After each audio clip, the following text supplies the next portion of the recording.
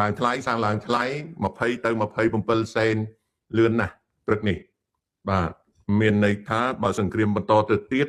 ការដឹកជញ្ជូនប្រេងឆៅតាមច្រកសមុទ្រអូម៉ូស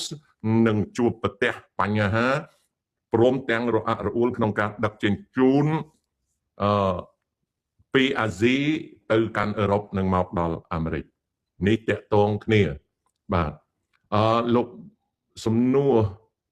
អេស៊ីចៅជាអ្នកប្រឆាំងនឹងគណៈបកប្រជាធិបតេយ្យលោកអត់ទេលោកអេស៊ីចៅជាសមាជិកគណៈបកប្រជាធិបតេយ្យលោកអេស៊ីចៅគាត់ជាសមាជិកគណៈបកប្រជាធិបតេយ្យគាត់មិនបានប្រឆាំងនឹងលោកអ៊ីវកាសទេលោកអេស៊ីចៅគាត់ស្លាប់ដោយជំងឺហឺតគាត់កើតហឺតទៅស្លាប់គាត់ជាខ្មែរបើយើងគិតពីហ៊ុនពីសឿនសានមកគាត់ជាមនុស្សទី2ឬមនុស្សទី3ណាជាមនុស្សទី2ឬមនុស្សទី3ដែលរៀនខាងរៀនជាប់សញ្ញាបត្រចំនួនជាន់ខ្ពស់ពីប្រទេសបារាំងឬក៏អឺរ៉ុបគាត់ជាខ្មែរទី2ឬខ្មែរទី3បន្ទាប់ពីលោកសឿនសានណាគាត់ស្លាប់ដោយកើតហឺតគាត់ស្លាប់នៅក្មេងលោកអ៊ីស៊ីចៅ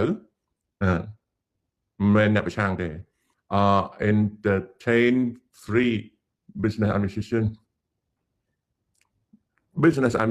នៅកម្ពុជាទីផ្សារការងារតើអត់ដឹងទេកូនតើអត់ដឹងទេទូគិតថាសហភាពអឺរ៉ុបអាចបញ្ឈប់អាមេរិកបានទេអត់ទេគ្មានប្រទេសណាមកចង់បញ្ឈប់រឿងនេះទេអត់ទេមានតែចិនហើយនិងរុស្ស៊ីតែអត់មានអធិបុលទេអេងសុកផេងត្រឹមត្រូវហើយគឺខ្មែរមួយចំនួនគាត់គិតអញ្ចឹងហើយគាត់ចូលខាងកុម្មុយនីសហ្នឹងគឺអញ្ចឹងមែនណានៅខ្មែរឡើង100រៀលអត់ទេ100រៀលតិចនៅនេះ27សេនថ្លៃបាទឡើងនៅនេះថ្លៃអូខេថ្លៃអែមដាងអាមេរិកអាចរកផ្លូវចាញ់ពីសង្គ្រាមអ៊ៃរ៉ុនបែបណាដែលមិនឲ្យបាក់មុខខ្ញុំអត់សូវគិតរឿងបាក់មុខទេចៅខ្ញុំមិនសូវគិតរឿងបាក់មុខទេពីព្រោះខ្ញុំដឹងថាសង្គ្រាមហ្នឹងអាមេរិកច្បាំងឈ្នះអត់មានបាក់មុខទេណាចៅណាតែរឿងច្រកចាញ់ពីសង្គ្រាមហ្នឹងយ៉ាងម៉េចនោះអាមេរិកមិនអីទេរឿងដែលវាកើតអីហ្នឹងគឺប្រជាជនអ៊ីរ៉ានឯនោះទេដែលប្រទេសខូចខាតហើយរៀបចំអត់កើតคล้ายទៅជាវឹកវរអាណាធិបតេយ្យរឿងអាមេរិកបាក់មុខដោយសង្គ្រាមខ្ញុំអត់ព្រួយបារម្ភទេណាចៅអត់ព្រួយទេណាអត់ព្រួយទេបាទអត់ព្រួយទេណាកាយសិនលោកតាតើជើងយន្តហោះហើរនៅអឺរ៉ុបដំណើរការបែបណាបើអឺរ៉ុបកំពុងមានសង្គ្រាមអឺរ៉ុបដូចជាអត់មានសង្គ្រាមទេមានសង្គ្រាមនៅអឺរ៉ុបខាងកើតដែលកើតតាំងពីឆ្នាំ22មកអញ្ចឹងសំណួរដែលចៅសួរនេះដូចទៅងើបពីដេកមិនចៅទៅងើបពីដេកអីដេកមិនឆ្អែតទេអីបានសួរអញ្ចឹងដូចជាអត់ដឹងណាតាជើងយន្តហោះនៅឌូបៃឬសូថាត្រូវបានផ្អាកនៅឌូបៃប៉ះពាល់ដល់ការហោះហើរដែលប៉ះពាល់ដល់ជើងយន្តហោះមួយចំនួនដែលត្រូវឆ្លងកាត់មជ្ឈមណ្ឌលអាកាសនៅឌូបៃឥឡូវមានអ្នកសរសេររៀបរាប់លៀបពណ៌ពីលោកអ៊ីសៀចៅនិងគណៈបកប្រជាធិបតេយ្យវ៉ាន់ទិញអត់ប្រយោជន៍ទេគណៈបកប្រជាធិបតេយ្យបានបាត់បង់សមត្ថភាពតាំងពីឆ្នាំ55តាំងពីឆ្នាំ55គណៈបកប្រជាធិបតេយ្យបានបាត់បង់ទៅហើយនរណាលើកយកឈ្មោះអេស៊ីចៅមកនិយាយតល្ងាប់ទៅវិញដូចស៊ីបាយនឹងខ្យល់ប្រវត្តិសាស្ត្រសំបញ្ជាក់ណាវៀងវ៉ាន់ទិញអេស៊ីចៅគាត់មិនមែនជាជនប្រជាធិបតេយ្យទេគាត់បានសរសេរអត្ថបទមួយគេហៅថាលទ្ធិប្រជាធិបតេយ្យនៅឆ្នាំដូចជា1955សំណេររបស់គាត់ស្ដីពី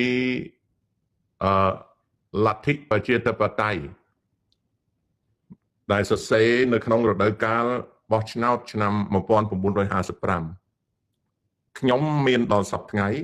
ហើយនៅស្រុកខ្មែរក៏គេមានបោះសិភៅនឹងលក់មិនបាច់អានទេ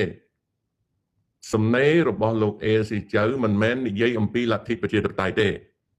គឺនិយាយអំពីលទ្ធិប្រជាធិបតេយ្យសង្គមនិយមប្រជាមានិតសំណេររបស់គាត់មិនមែនជាប្រជាធិបតេយ្យសេរីទេសញ្ញារបស់គាត់គឺកុម្មុយនីសទេបង្ហាញឲ្យឃើញថាលោកអេស៊ីចៅជាជនកុម្មុយនីសសង្គមនិយមមិនមែនជាជនប្រជាធិបតេយ្យទេសំណេររបស់គាត់ណាបានទិញជាសំណេរសង្គមនិយមជា socialist ទេ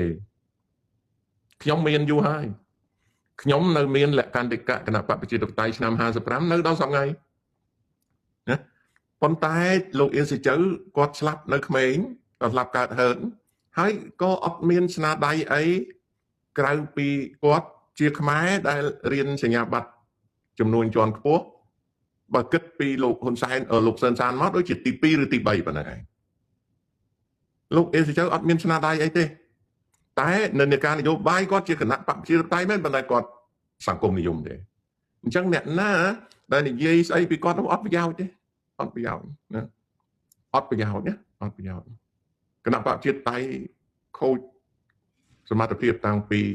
ឆ្នាំ55ហើយបោះឆ្នោតឆ្នាំ55ហើយគណៈបកប្រជាធិបតេយ្យបែកបាក់អស់ត្រូវបានពួកកុម្មុយនីសចូលកាន់កាប់លោកតាតើមានវិធីអ្វីខ្ញុំមើលឃើញការរកស៊ីរបស់ម្ដាយខ្ញុំមិនទៅមុខសោះថែមទាំងខាតរាប់ម៉ឺនដុល្លារដែលសំខាន់គាត់ជាមនុស្សដែលមិនសូវស្ដាប់គំនិតអ្នកណាទាំងអស់នេះគឺជាមូលហេតុនៃការខាតបង់របស់គាត់